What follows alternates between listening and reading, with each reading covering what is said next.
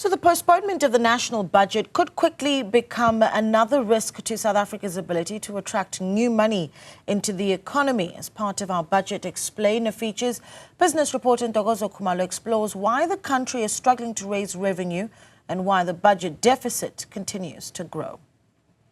A reality check that requires an urgent wake-up call in the form of a well-crafted budget where short-term sacrifices may need to be made. Internationally, the slowdown in the economic growth of trading partners, including China, and tighter global financial risks are limiting money flows into South Africa. Rising geopolitical tensions, particularly with major economies like the United States, is also a major stumbling block.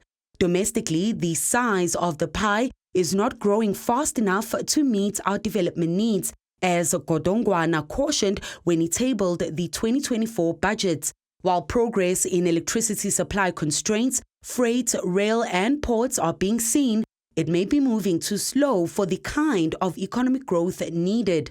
Higher sovereign credit risk also remains a concern.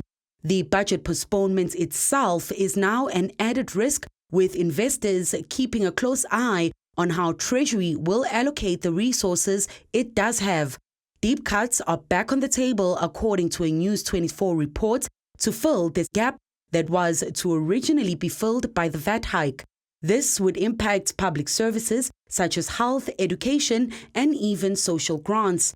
At the tail end of the G20 finance minister and Reserve Bank governors' talks of a wealth tax as an option for developing countries, including South Africa and Brazil, were put on the table.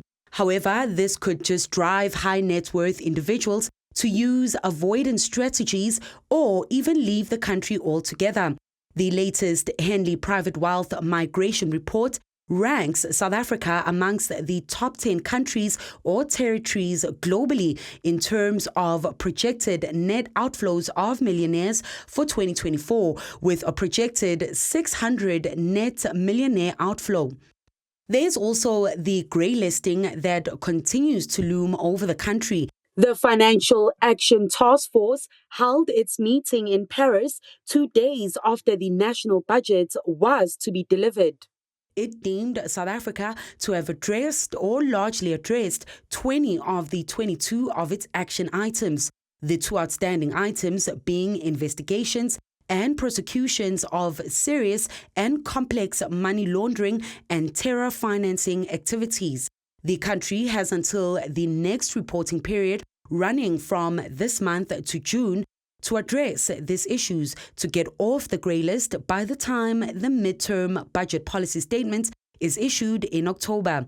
This may assist the country improve its risk profile in 2026. For Newzroom Afrika on Channel 405, I'm Ntokozo Khumalo in Johannesburg.